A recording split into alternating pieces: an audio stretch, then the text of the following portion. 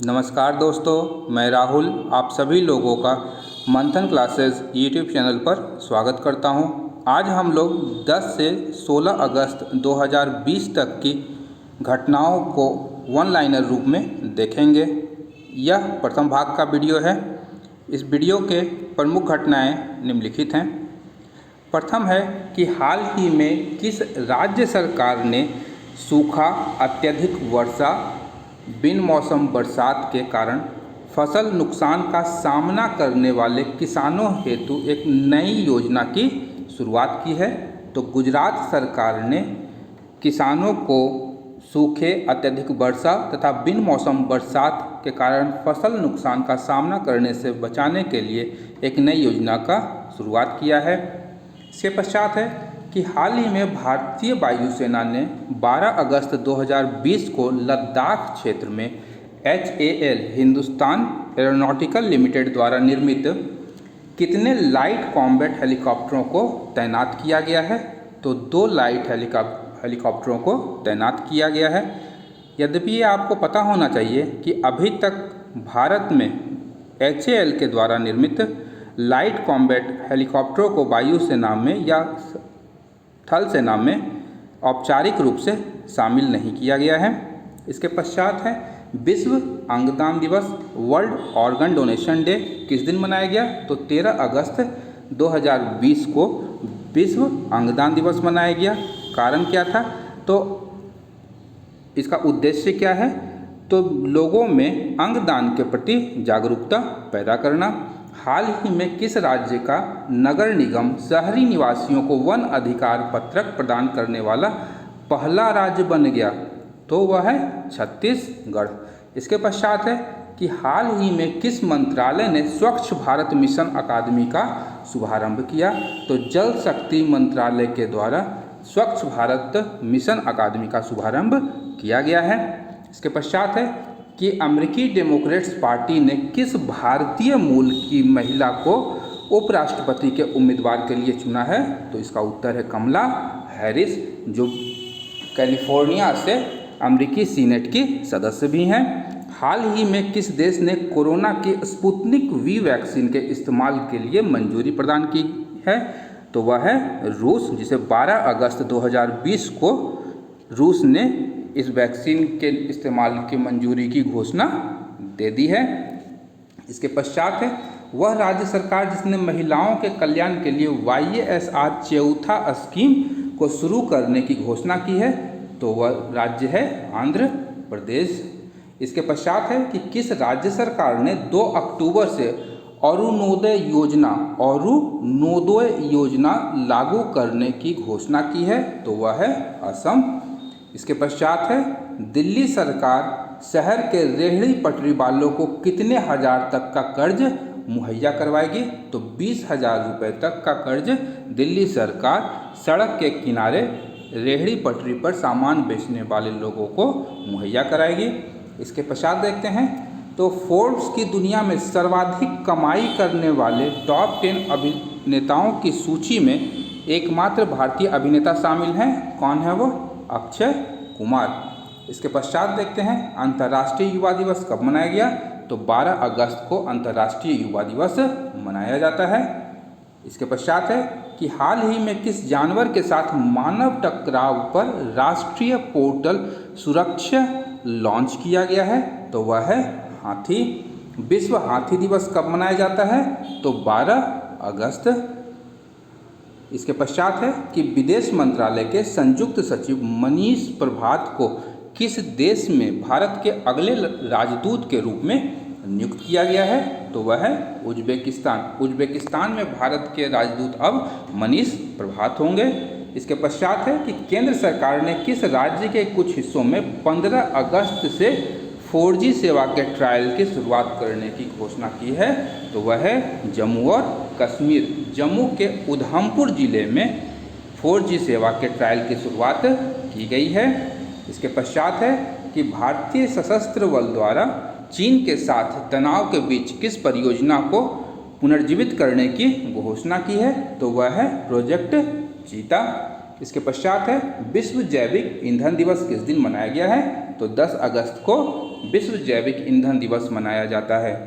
हाल ही में किस देश के प्रधानमंत्री हसन दियाब ने इस्तीफे की घोषणा की है? तो वह है लेबनान। इन्होंने बेरूत ब्लास्ट के कारण अपना इस्तीफा दिया है।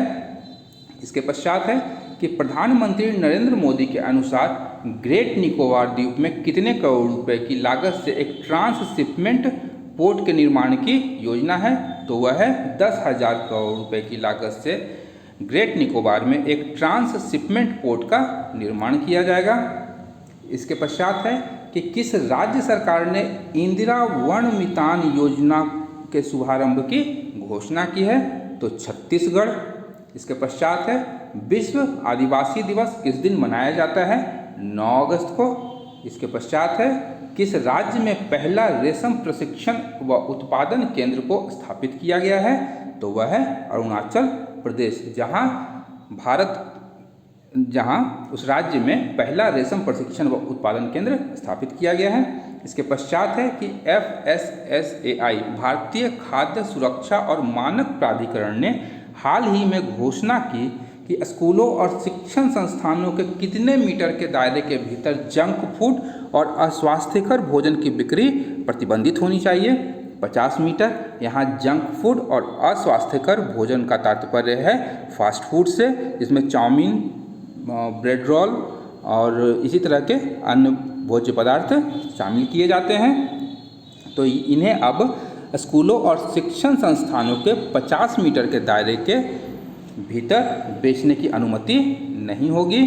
इसके पश्चात देखते हैं कि हाल ही में किस राज्य सरकार ने वर्ष 2020-23 के लिए नई राज्य औद्योगिक विकास नीति शुरू की है? तो वह राज्य है आंध्र प्रदेश। हाल ही में किस राज्य सरकार ने अगले सत्र से खुद का शिक्षा बोर्ड बनाने की घोषणा की है? तो दिल्ली ने अपना खुद का शिक्षा बोर्ड बनाने की घोषणा की है। इसके पश्चात है कि प्रधानमंत्री नरेंद्र मोदी ने हाल ही में वीडियो कॉन्फ्रेंसिंग के जरिए कृषि अवसंरचना कोष के तहत कितने लाख करोड़ रुपए की वित्त पोषण सुविधा को लॉन्च किया है? तो वह है 1 लाख करोड़। इस वित्त पोषण का जो उपयोग है वह कृषि क्षेत्र में अवसंरचना के विकास के लिए किया जाएगा। इसके पश्चात है श्रीलंका में किसने चौथी बार देश के प्रधानमंत्री के रूप में शपथ ली है? तो महिंदा राजपक्षे ने श्रीलंका के प्रधानमंत्री के रूप में शपथ ली है। इसके पश्चात है राष्ट्रीय हथकरघा दिवस कब मनाया जाता है? तो 7 अगस्त को मनाया जाता है। इसके पश्चात है कि केंद्र सरकार ने देश में सैन्य उत्पादन बढ़ाने हेतु बाहर से आने वाले कितने रक्षा उपकरणों के आयात पर प्रतिबंध लगाने का फैसला किया है? 101 उपकरण हैं जिन पर प्रतिबंध लगाया गया है। इसके पश्चात है कि प्रधानमंत्री नरेंद्र मोदी ने 8 अगस्त 2020 को राष्ट्रीय स्वच्छता केंद्र का उद्घाटन किस शहर में किया है? तो वह है दिल्ली। इसके पश्चात है हाल ही में किस संगठन ने भारत में मानसून से सर्वाधिक प्रभावित समुदायों को सहायता देने की घोषणा की है? तो संयुक्त राष्ट्र संघ ने भारत में मानसून से सर्वाधिक प्रभावित समुदायों को सहायता देने की घोषणा की है। इसके पश्चात है कि हाल ही में किस प्रसिद्ध उर्दू कवि का 70 वर्ष की आयु में इंदौर में 11 अगस्त 2020 को कोविड 2019 के इलाज के दौरान निधन हो गया? तो वह थे राहत इंदौरी। इसके पश्चात है कि Indian council for research on international economics relations के नए चेयरमैन के रूप में किसे नियुक्त किया गया है? तो प्रमोद भसीन को Indian council for research on international economic relations के नए चेयरमैन के रूप में नियुक्त किया गया है। इसके पश्चात है कि हाल ही में भारतीय प्रधानमंत्री के द्वारा अंडमान और निकोबार द्वीप समूह के लिए किस परियोजना का उद्घाटन किया गया है? तो वह है सबमरीन केबल कनेक्टिविटी परियोजना, जिसके द्वारा अंडमान और निकोबार द्वीप समूह में हाई स्पीड ब्रॉडबैंड इंटरनेट सेवा प्रोवाइड करवाई जाएगी। इसके बाद है कि हाल ही में किस देश ने उन्नत मिसाइल रक्षा प्रणाली एरो 2 का सफल परीक्षण किया है? तो वह है इजराइल। इजराइल ने इस मिसाइल रक्षा प्रणाली का निर्माण अमेरिका के सहयोग से किया है। इसके पश्चात है कि हाल ही में आवास और शहरी मामलों के मंत्रालय ने किस योजना के तहत राज्यों की रैंकिंग जारी की है। तो अमृत योजना के तहत राज्यों की रैंकिंग जारी की गई है। इसके पश्चात है कि हाल ही में नेपाल में हुए पिछले साल नेपाल में हुए साउथ एशियन गेम्स में मेडल जीतने वाले पाकिस्तान के 3 एथलीटों पर कितने साल का प्रतिबंध लगा दिया गया है? तो 4 साल। डोप टेस्ट में फेल होने के पश्चात उन पर 4 साल का प्रतिबंध आरोपित किया गया है। उपग्रह डेटा पर आधारित एक अध्ययन के मुताबिक किस राज्य में वनों की कटाई की उच्च दर के कारण हॉर्नबिल पक्षी के निवास स्थान खतरे में पड़ रहे हैं? तो वह देश है अरुणाचल प्रदेश। यहाँ एक तथ्य है कि नागालैंड में हॉर्नबिल महोत्सव मनाया जाता है। इसके पश्चात है कि हाल ही में किस देश के सुमात्रा द्वीप पर माउंट सिनावांग ज्वालामुखी में पुनः उद्गार हुआ है? तो इंडोनेशिया में है सुमात्रा द्वीप, उस पर माउंट सिनावांग ज्वालामुखी में उद्गार हुआ है। इसके पश्चात हमारा आज का वीडियो यहीं पर समाप्त होता है। यह भाग 1 था। भाग 2 आप लोग को जल्दी प्राप्त हो जाएगा। यदि आपको हमारा यह प्रयास पसंद आ रहा है तो हमारे इस चैनल को लाइक करें, सब्सक्राइब करें, साथ ही साथ बेल आइकन को दबाना बिल्कुल भी ना भूलें, ताकि हमारे वीडियोस की नोटिफिकेशन आपको रेगुलर प्राप्त होती रहे। यदि आपके कोई कमेंट या सुझाव हैं तो आप कमेंट बॉक्स में डाल सकते हैं। मैं राहुल टीम मंथन की ओर से।